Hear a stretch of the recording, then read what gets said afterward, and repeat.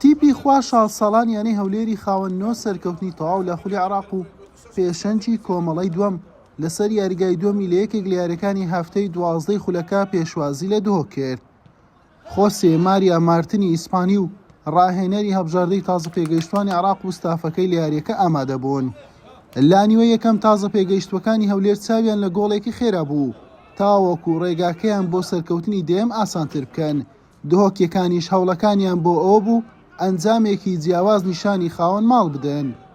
بەڵام لە نیوە یەکەم تۆڕی گۆڵی هەردوو گۆڵپارێز بە پاچی مایەوە.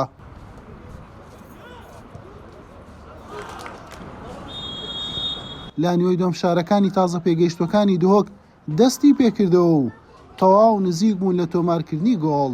لاخورەی 55 و لە ئاکامی هەڵەیەکی گۆڵپارێزەکەی هەولێر یوسف ئازاد تیپی خوا شال ساڵانیانەی دهۆکی با گۆڵ یەکەم پێشخست. ئەمجارە فشارەکانی هەولێری خاوەنماڵ بە ئامانجی یەکسانکردنەوەی ئەنجامەکە دەستی پێکرد. لاخولەکی 74 ناوبژوان لێدانێکی سزای بۆ تازە پێگەیشتەکانی هەولێر ئەژمار کرد. یوسف شیکار بە سەرکەوتوی جێبەجێ کرد و ئەنجامەکەی یەکسان کردەوە.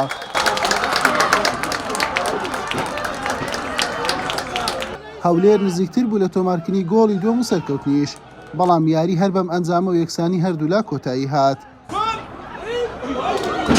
الحەمدوللا یارێکی تۆزێک زۆر خۆش بوو، بەس بیداەتی زۆر خراپ بووین. بەس شەوتی دۆماتنەوە کە شەوا یاریەکە و پەنارتێکمان لۆ گیرا الحەمدوللا توانیمان گۆڵەکە بکەین و تابانەوە یەکەم جارە لە دەوری ئەشبال چەند ساڵێکەوە یەکەم جارەمە مەرحەلەکمان بێ دۆڕان خلاص کرد. بەس ئەو گەمەی خوای گەورە مۆفەقی نەکردین بە تعادل یاریەکەمان خلاص کرد. الحەمدوللا بە خوای گەورەوە تعادل نقطە شەر باشە. ڕاستی ئەوریۆمە گەلەکە بۆش بوو سەحا ئاربیلێدا و ئاربیل ئەڤە نەح لعبکردن خۆیەکی خسۆرات نەبووە ئەڤە و خڕۆی فۆیدا بوو ئەڤە ئەو لعبەوە تعادلێتینەت. بەم شێوەیە هەولێری پێشەنجی کۆمەڵەی دووەمی خولەکە بووە خاوەنی 28 خاڵ لە دەیاری. دهۆکیش لە 11 یاری 18 خاڵی هەیە و چوارەمە. حوسێن محەممەد کەناڵی پێام هەولێر.